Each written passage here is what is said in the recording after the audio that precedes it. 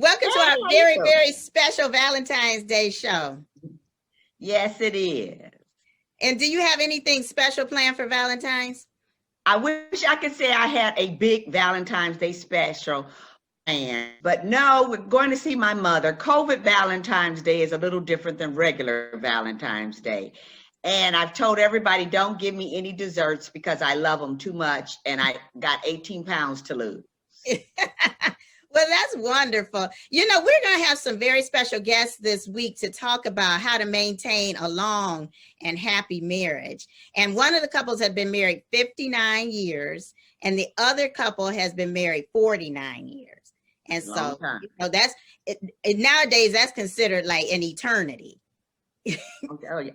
That's 10 marriages. That is, but I'm excited to see what they have to say and the wisdom that they can impart on our audience on how to really maintain a happy marriage. So let's welcome the couples, the happy couples. First, we have Arthur and Delores Gaines, and they've been married 59 years. And then we have Reverend Donald Turner and the Honorable Judge Deborah Turner of Cuyahoga County Common Pleas Court. And they have been married 49 years. So let's just welcome them. And I'm so excited to see what they have to say. Okay, so welcome to Public Opinion. This is our special Valentine's Day show.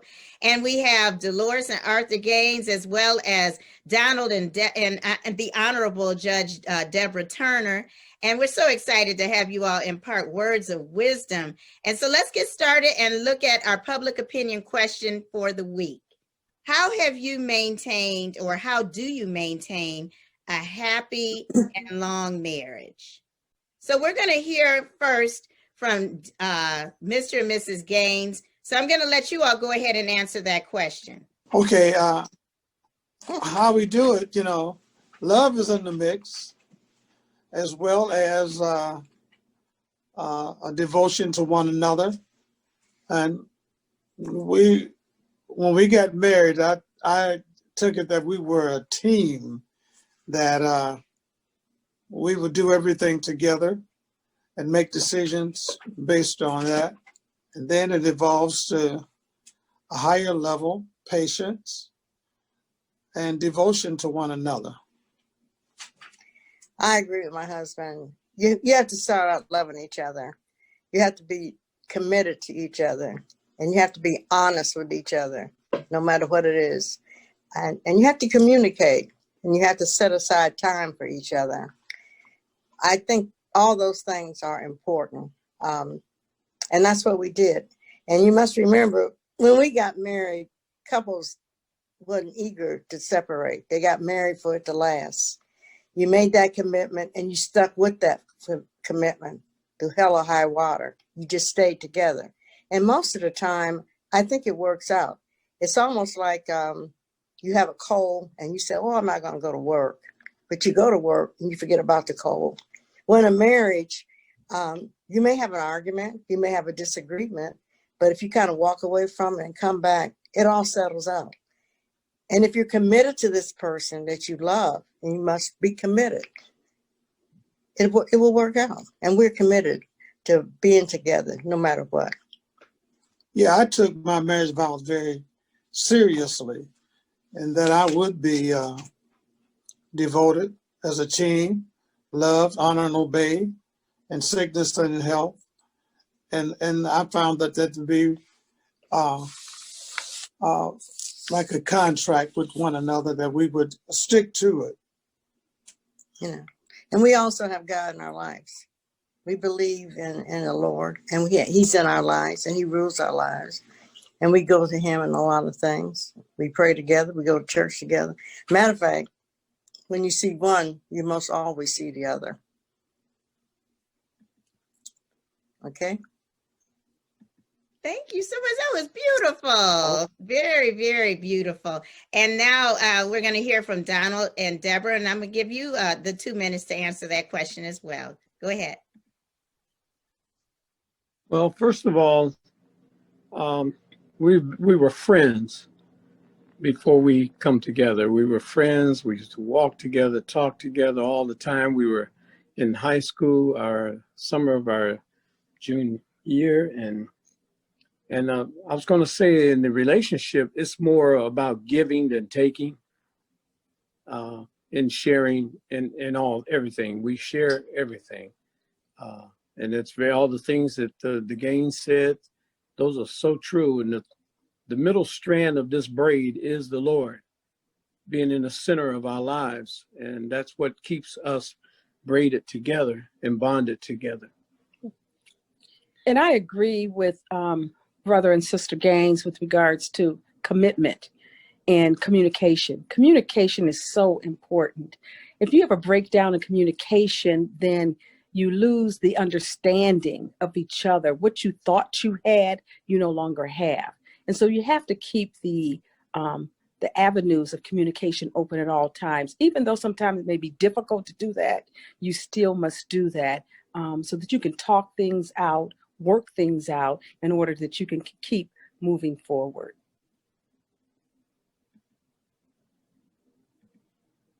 Thank you.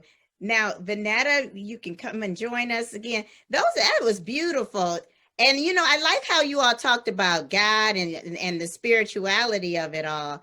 And so what I really would like to know, as far as love matches are concerned, how you all met and what made you know that that was the person for you. And so, Mr. and Mrs. Gaines, do you all remember? And I'm not trying to make it seem like you all are so old, but you all have been married for 59 years. Do you? We are. Should I mute? Well, we really met. Do you remember where you met? We remember. It's hard to remember yesterday, let alone 59 years ago. We met at a sock hop. We met at the YMCA on 75th and Cedar. I had gone to school at East Tech, and my wife had gone to school at John Hay. And so, as a teenage thing, we would go to the Y. They had on Friday night, they had dancers at the Y, and that's where we met. And let's tell the truth, he was a dancer and I wasn't. So I didn't dance with him too much. He was just boogieing with the other ladies, the young girls. But that's how we met, you know. Art was, he just loved to dance. So, you know, and when we came up, you had to be a dancer to go out and dance on the floor. You just couldn't. If you couldn't dance, you didn't get out there. So that's really how we met. But the interesting part about this, we didn't get together then. We got together some years later. And the second time we really got together, I think within about 6 weeks or 8 weeks, we knew that was it. And we got married. You got married? You got married in 6 weeks? Yeah, in about 6 weeks. He went, you know, what happened was he went to the service, and when he came home, we got married. So we just knew that was it. But I tell my kids, don't try it. Don't even do that. Because, you know, it was different back then. You just knew. I just knew that he was a good person. Situations the same. You know, he was a good person. And he was very honest with me. You know, I was a little wild, smoking and doing some drinking a little bit. And he would say, "Young lady, you shouldn't be doing that." Oh, really? And he was real honest with me, you know. And I wasn't used to a young man telling me what to do, you know. And he did, and he still does. And I still don't like it. But you know, it works out, you know. And then Deborah and Donald, how did you all meet? Oh, we both attended John Adams High School, and we were juniors in high school. And the only class we ever shared was driver's education. And he sat next to me because what many people don't know is that I'm a Turner and married a Turner. Oh. And so they used to set you alphabetically. So Deborah Turner sat next to Donald Turner. And I thought he was just fine. And so I scooted my chair over next to him. And he would push away and scoot his chair away from me. And so it became this little game, with regards to us going back and forth. And then I lived a distance. I was in the honors program. So I actually lived on Lakeview by Lakeview Cemetery. And I attended John Adams by taking 2 buses, where he lived in the John Adams district. And so the summer before our senior year, my mom found an apartment, which coincidentally was around the corner from his house. And actually, I was on 94th Street and he was on Dickens. And because I could look out of my bedroom window, he could look out of his bedroom window, and across the yards, we would talk. And then I would walk my dog, and then he started walking my dog with me. And we just became friends and walking and talking with my dog. And when I got married, I told him that dog had to come with us too. And the dog did. But that's how we initially got together. Moves on him then, huh? Yes. I tell people, be careful who you take to the prom, because we've been together since we were 16 years old. Wow. Now that's something. So, how many how many years total have you all been together? In July, it will be 51 years. Wow. July of this year will be 51 years, and we've been married 49. We just celebrated our 49th wedding anniversary 2 weeks ago tomorrow. But one of the things that I often emphasize is that I knew that Donald had a good heart, and he loved the Lord. And so what else are you looking for? Mm-hmm. What else can you ask for? Because that's the kind of thing that will last throughout the time. That's right. Wow. That's good advice. But then why do you all think that people get divorced? Now, Vanetta, before we came on, you were telling me about, the percentage or anything of how many marriages end in divorce? In the U.S., the average marriage only lasts 8.5 years. And that's current day, which is very, very sad. And it's the numbers jump from first divorce to second divorce, which is that's sad that there's 2 different statuses. The first divorce status was 47%. And then when it goes to after you've been married and you can divorce and marry again, it's 68%. Oh my goodness. So you're more inclined to get a divorce the second time around in a marriage. Yeah. So why do you all think that people just can't stay married long anymore? What do you think the reason is behind that? Well, prior to coming to the bench, I had a family law practice. So I handled a lot of divorces.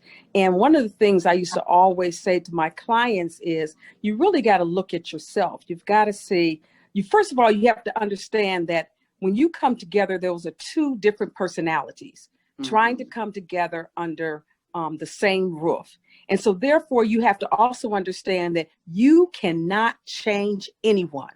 So you can't go into a relationship seeing something and saying, oh, I'm going to change that. Because an individual is the only one who can change something that they see that needs to be changed.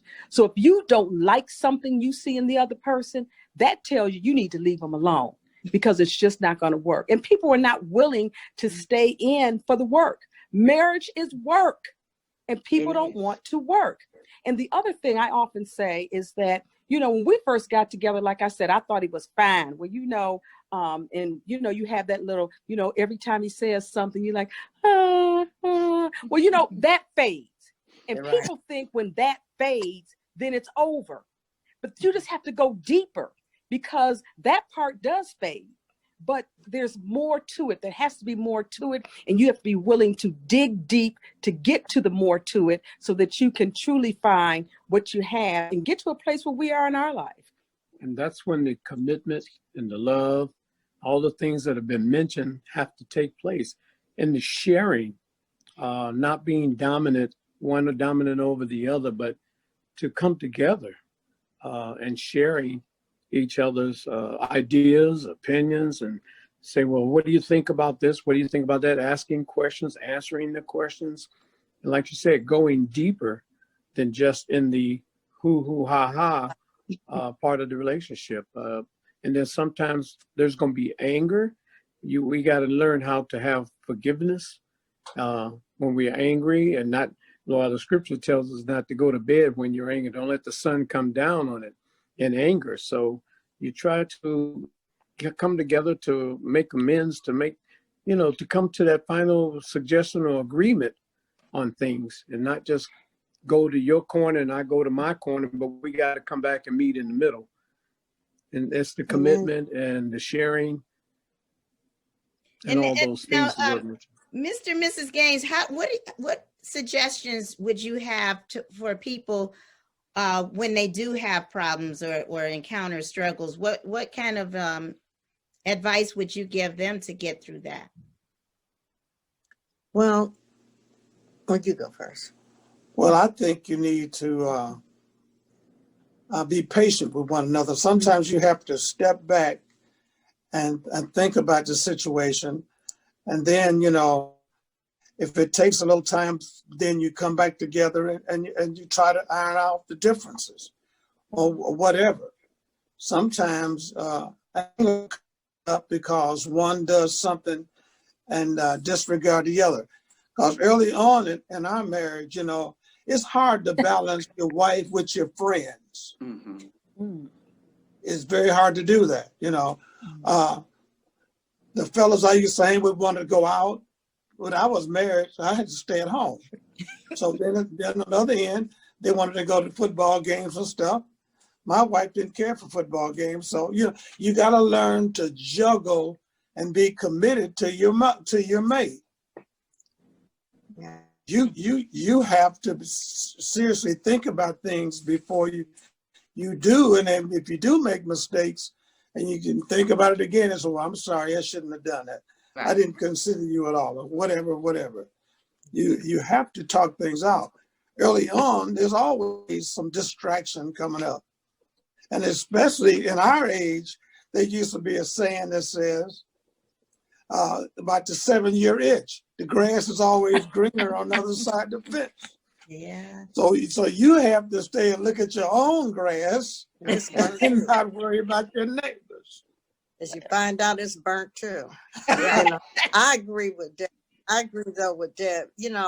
When you first get married, and even I think this is even in people that cohabitate, you don't see your faults. We don't see each other's faults. He's handsome, and he's good looking, and you're all eager and you're young, and you have that rabbit love, going to bed and all that. But it gets deeper as you get older. All that changes. Kids get involved. You have children, and you get to look and you say, "Oh boy, I didn't know his feet were stinking or something." But it happens. We all do those things, but we don't see that when we first get married.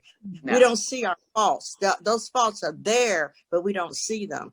But they are there. You overlook them. So the more you get married, I didn't weigh what I weighed when I married him. I weighed 79 pounds.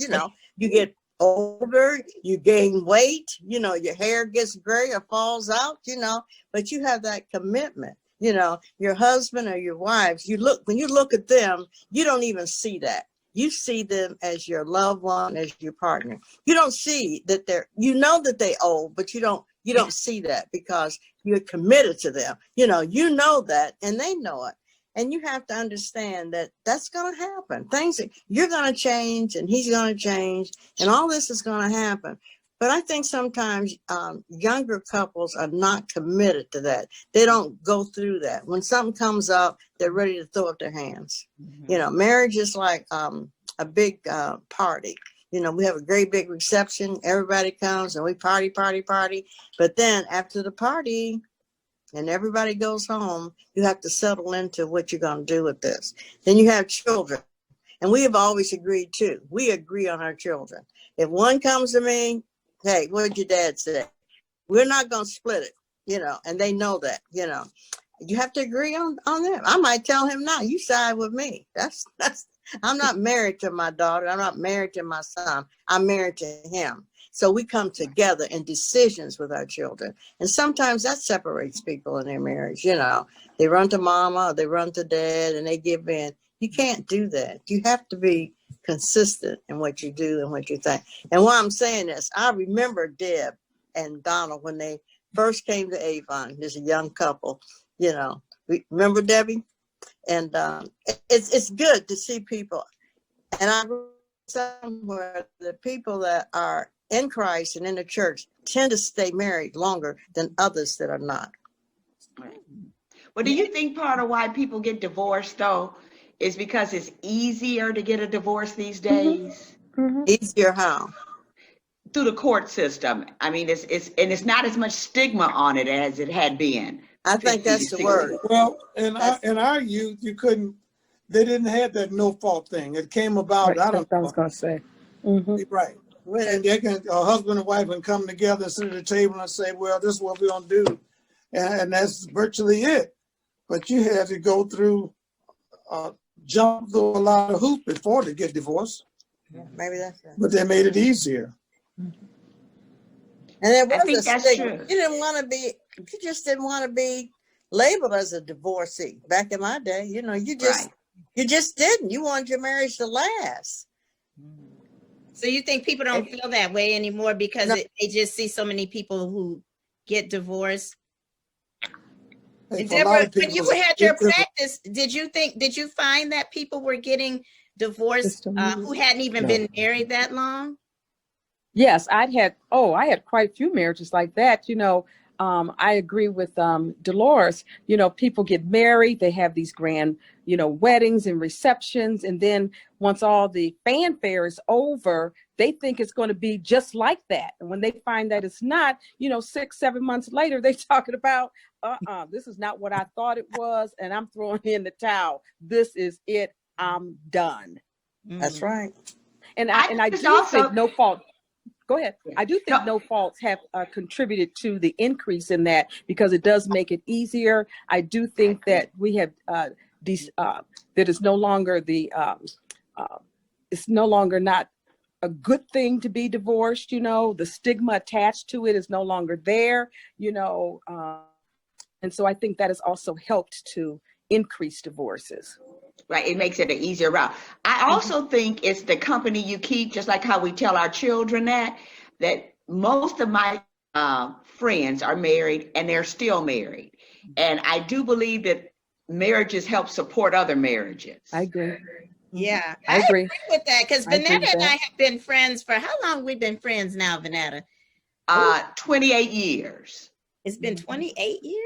Yep, my baby was a baby. Yeah, and I think that is helpful when you have other friends who are married who also are committed to marriage, and even though you may go through some things, you can help each other out as well. You know, you're not in it all, you know, alone or whatever. And I think that I find that if couples do things as couples, then they tend to stay together more. And if they're committed, you know, and like we attended the same church and we brought our kids up in the same church. And so I know you all said that you all go to the same church as well. And I still keep going back to that piece that both of you said about having God, you know, as the foundation of a marriage. And how important is it, do you think, to a marriage to have that spiritual aspect? And that's either definitely at the top of the list. Right. Yeah. Yeah, it's definitely at the top of the list. Make that to number one. Make him the center of your life and the center of the circle. And some spiritual counseling is being done. That's the first thing you do is you draw a small circle with just the two of you on each end of that circle. Right in the center of that circle is Christ or God.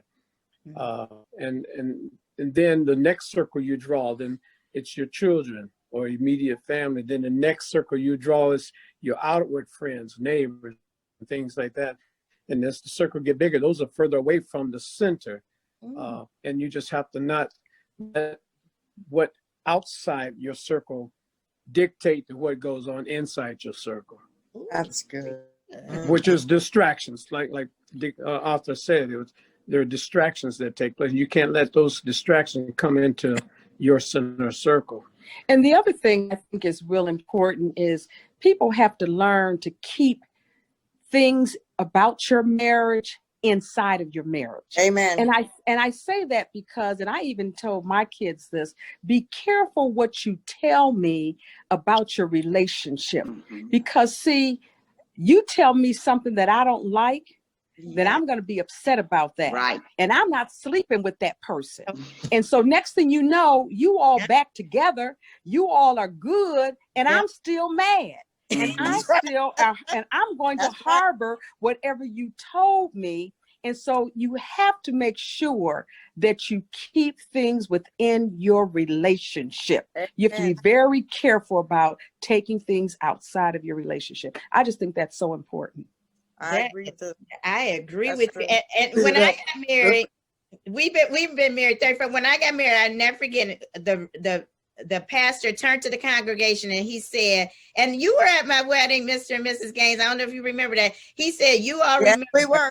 Yeah, he said, you all remember that what goes on in their house may not go on in your house, and you all don't need to worry yourselves about what's going on in their household. Let these young people figure things out for themselves. And that's, I remember that from that day. Right. That's right. Right. Even if we have a disagreement, we kept it in the household. We never went outside the house, or if something came up and we were visiting somewhere or somebody else's house, we cut that off. We discussed that at the house. You can be never have a disagreement outside the house. I could be so upset with him because he don't get upset. It's me. I'd slam the car door and it'd be on, but it wouldn't be on when you're out in public. You keep it within your house. It's nobody else's business. It's like Deb says, that couple gets back together and then you mad at everybody. You still upset about it. So you don't do that. I agree with that. I really, really, really enjoyed our guests this week, Vanetta. They were so cute and it was just beautiful. And I really loved the words of wisdom that they imparted. And I hope that young people can look at this and say, you know what? I want to be married that long. It was beautiful. And I thought what Mrs. Gaines said about it's wonderful to have somebody to grow old with. That is so true. I mean, because you don't look the same as you did on your wedding day. And that's the benefit. But love will make you feel the exact same. Exactly. And you have to be able to have a friendship with your spouse. You have to really be able to enjoy each other's company. And that's what I got out of that as well. And the spiritual aspect of it too. Right. Your foundation must be in the Lord because he'll keep you when nothing else can. But as a partner, you want them to be the things that you're not. And I think that sometimes people use that as, well, we are not compatible, but maybe that's the thing that brings you together. Yeah, absolutely. So thanks so much again for just being with me and sharing this experience. And I look forward to the next show that we have. And just remember that everybody's entitled to their own opinion. Please like and subscribe to this show. Happy Valentine's Day.